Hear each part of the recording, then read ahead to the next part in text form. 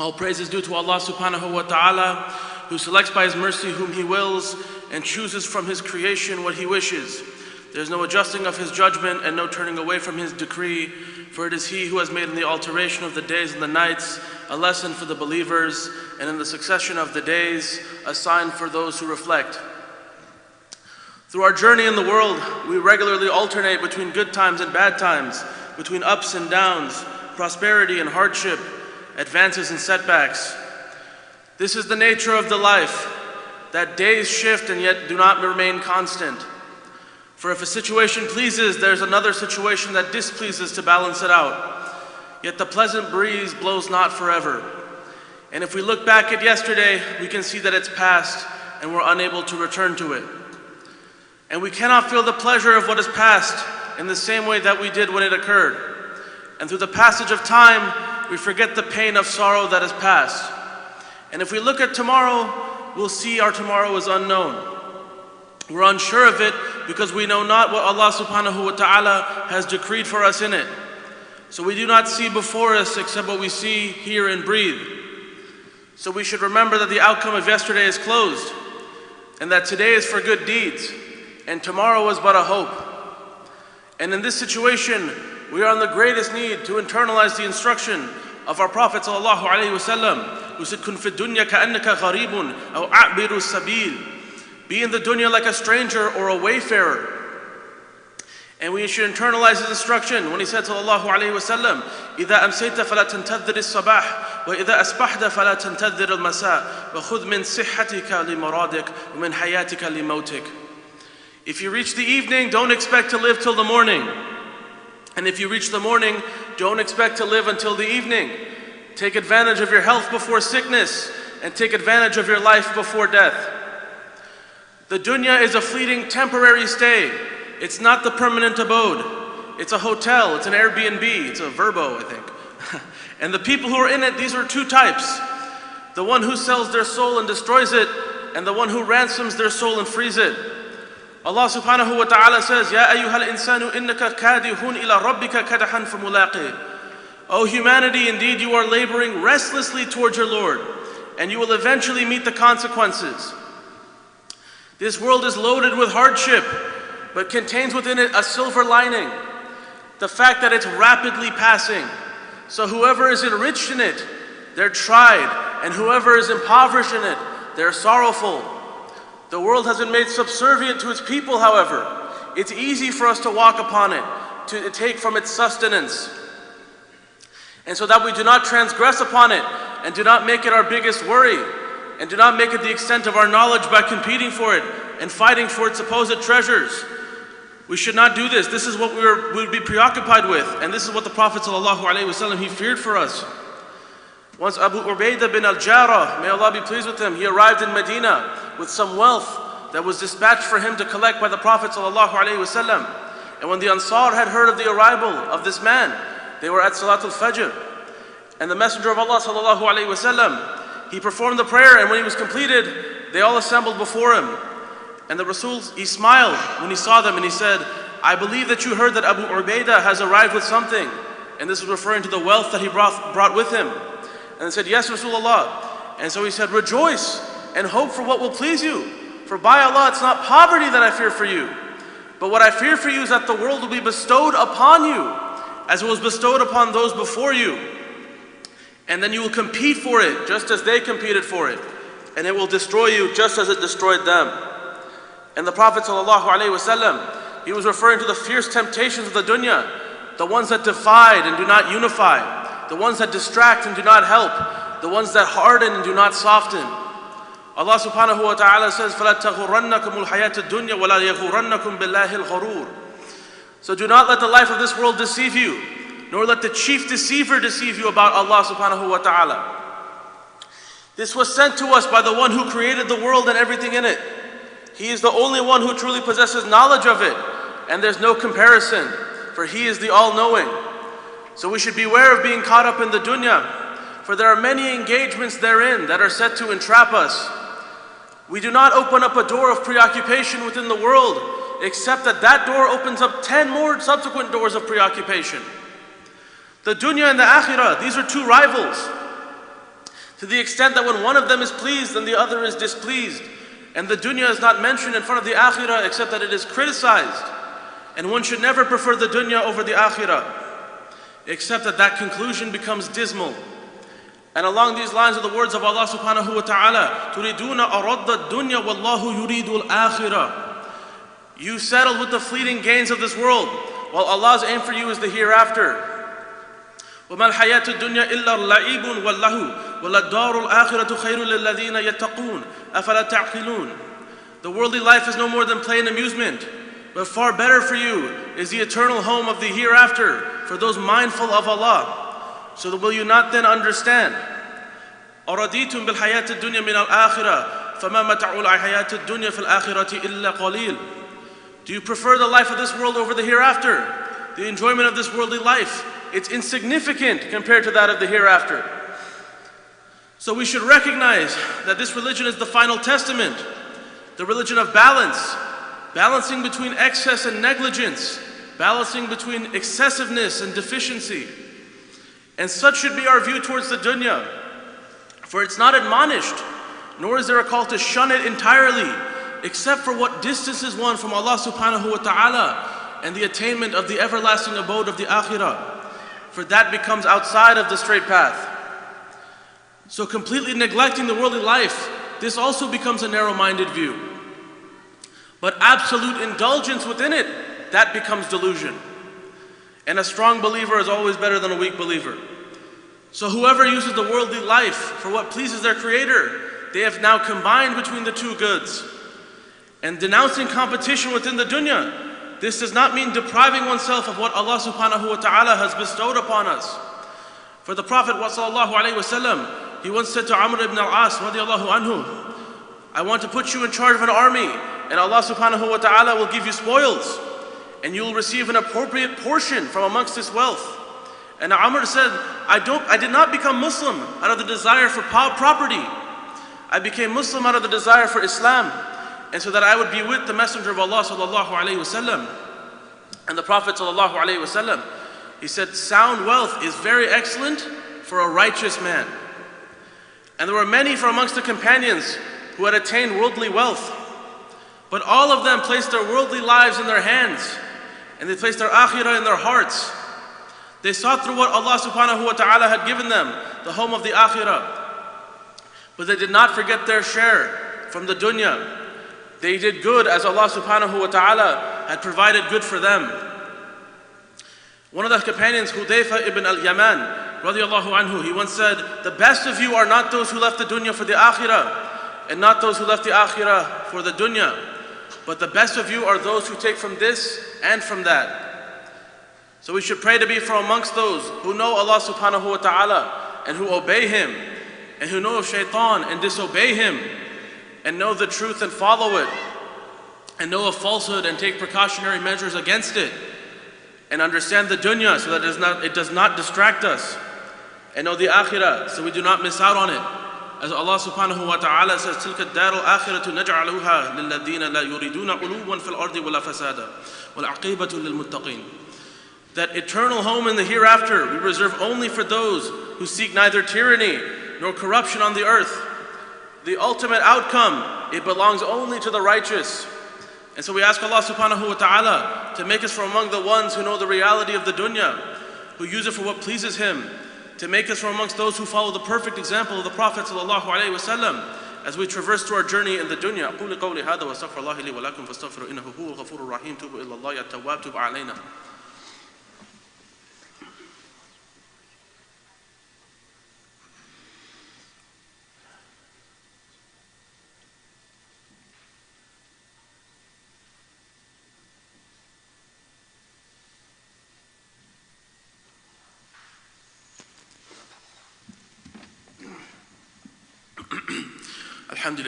الحمد لله رب العالمين والصلاة والسلام على رسول الله المصطفى أعوذ بالله من الشيطان الرجيم بسم الله الرحمن الرحيم إن الله وملائكته يصلون على النبي يا أيها الذين آمنوا صلوا عليه وسلموا تسليما اللهم صل على سيدنا محمد وعلى آل سيدنا محمد كما صليت على سيدنا إبراهيم وعلى آل سيدنا إبراهيم إنك حميد مجيد اللهم بارك على سيدنا محمد وعلى آل سيدنا محمد كما باركت على سيدنا إبراهيم وعلى آل سيدنا إبراهيم إنك حميد مجيد اللهم اهدنا فيمن هديت وعافنا فيمن عافيت وتولنا فيمن توليت وبارك لنا فيما أعطيت وقنا شر ما قضيت فإنك تقضي ولا يقضى عليك وإنه لا يذل من واليت وتباركت ربنا وتعاليت يا عباد الله إن الله يأمر بالعدل وإحسان وإيتاء ذي القربى وينهى عن الفحشاء والمنكر والبغي يعظكم لعلكم تذكرون Ya ibadallah, indeed Allah orders justice and good conduct, giving to relatives and forbids immorality, bad conduct and oppression.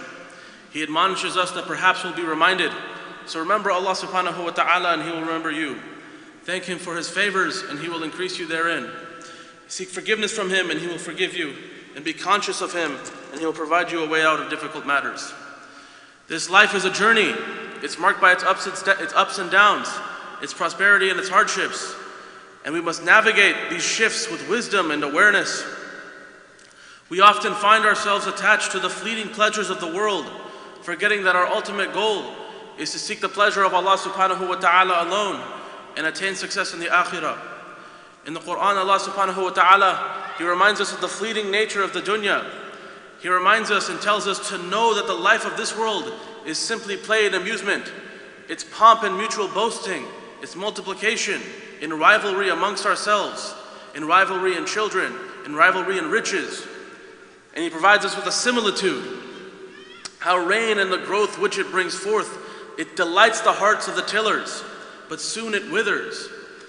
And the growth, and soon it withers, but we shall see it grow yellow, and it becomes dry and crumbles away. But in the hereafter is a penalty that is severe for the devotees of wrong, and forgiveness from Allah and His good pleasure. And what is the life of the world except for the enjoyment of delusion? And this encapsulates the essence of our existence here on this planet. It's filled with distractions that can easily lead us away from our purpose. It's a reminder that all of the things we cherish in this life, wealth, status, material possession, these are transient properties that ultimately do not define our success. The Prophet ﷺ, he taught us the importance of viewing ourselves as temporary travelers within this world. And when we adopt this perspective, we can understand that our time here is limited and that we should not allow ourselves to be consumed by the attachments that come with it. Rather, we should focus on utilizing our time, our wealth, and our resources in ways that please Allah subhanahu wa ta'ala the most. And we're urged to recognize the uncertainty of the dunya and to act decisively in our pursuit of goodness, our compassion, and our devotion to Allah subhanahu wa ta'ala. So our primary objective should be to seek the pleasure of Allah subhanahu wa ta'ala in all that we do. Allah subhanahu wa ta'ala says, وَمِنَ النَّاسِ مَن يَشْرِي نَفْسَهُ ابْتِغَاءَ مَرْضَاتِ اللَّهِ وَاللَّهُ رَعُوفٌ بِالْعِبَادِ. And there are those who would dedicate their lives to the pleasure of Allah subhanahu wa ta'ala, and He's ever gracious to His servants. Our actions should reflect our commitment to faith and our desire to please Allah subhanahu wa ta'ala. For when we prioritize His pleasure over worldly gains, we find true contentment, we find fulfillment in our lives. Allah subhanahu wa ta'ala, He provided us with guidance through revelation.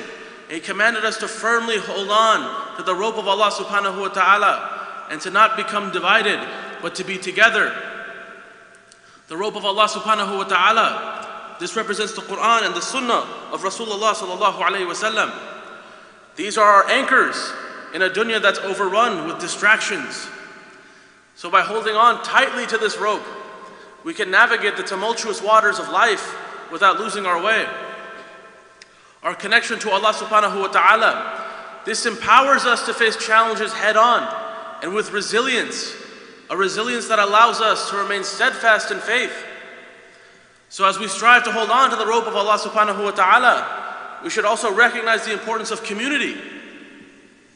Allah subhanahu wa ta'ala, He's blessed us to be a part of the ummah of Rasulullah sallallahu alayhi wa sallam, a community of believers who are to support one another in our spiritual journeys.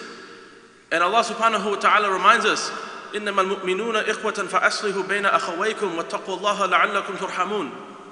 The believers are but one brotherhood, so make peace between your brothers and be mindful of Allah subhanahu wa ta'ala so that you can be shown mercy. We're not meant to walk this path alone. Our community provides companionship and accountability. They help us stay focused on our ultimate goal of pleasing Allah subhanahu wa ta'ala alone. The ultimate success that lies in the akhirah, where true reward awaits us. And Allah subhanahu wa ta'ala, He reminds us that He created death and life to test us as to whom from amongst us is best indeed. Our time in this world is a test, and it's crucial to approach this test with a mindset that is focused on ultimate reward. The fleeting pleasures of the world, they can never compare to the eternal rewards that await the ones who strive truly, gracefully in the path of Allah subhanahu wa ta'ala. And the Prophet sallallahu alaihi wasallam, he taught us the significance of our intentions accordingly. He said that our actions are judged by intention, and that each one of us will be rewarded according to our intention. So we should ensure that our intention aligns with seeking Allah subhanahu wa ta'ala's pleasure alone. And by doing this, we can transform our everyday activities into acts of worship that bring us closer to Him subhanahu wa ta'ala. So it's essential to understand that we're encouraged to engage with this world while also prioritizing our faith. And that the dunya, it's not inherently evil, but it's how we interact with it that determines its value in our lives. Allah subhanahu wa ta'ala, He's given us resources and opportunities that we can utilize for our betterment and for the betterment of others. So we should strive to use these resources that He's given to us in ways that align with His will, which involves seeking knowledge, working hard, contributing positively to society, and maintaining an awareness of the ultimate goal to please Allah subhanahu wa ta'ala and securing our place in the akhirah. So as we come to a close here, we should reflect upon the reality of the dunya and the importance of detachment from its distractions. For this life is a fleeting journey, and our ultimate destination is the akhirah. So by holding firmly to the rope of Allah subhanahu wa ta'ala, by seeking His pleasure, by supporting one another as community, we can navigate the challenges of this world with both purpose and with conviction. So we should renew our intentions to focus on what truly matters. And we ask Allah subhanahu wa ta'ala to grant us the strength to detach from the fleeting pleasures of the dunya, to cling to Him, so that we may attain success in the akhirah. Allahumma inna nas'aluka min al-khayri kullihi a'jilihi wa ajilihi ma 'alimna minhu wa ma lam na'lam wa na'udhu bika min ash-sharri kullihi a'jilihi wa ajilihi ma 'alimna minhu wa ma lam na'lam. Allahumma inna nas'aluka min khayri ma sa'alaka 'abduka wa nabiyyuka wa na'udhu bika min sharri ma 'adhabihi 'abduka wa nabiyyuka. Allahumma inna nas'aluka al-jannata wa ma qarraba ilayha min qawlin aw 'amal wa na'udhu bika min an-nar wa ma qarraba ilayha min qawlin aw 'amal wa nas'aluka an taj'ala kulla qadahin qadaytahu lana khayran. Ya Allah, we ask You to guide us with those whom You have guided, to grant us well-being amongst those You have granted well-being, to be an ally to us along with those whom You're an ally to bless us with what You have bestowed upon us, to save us from the evil of what You have decreed.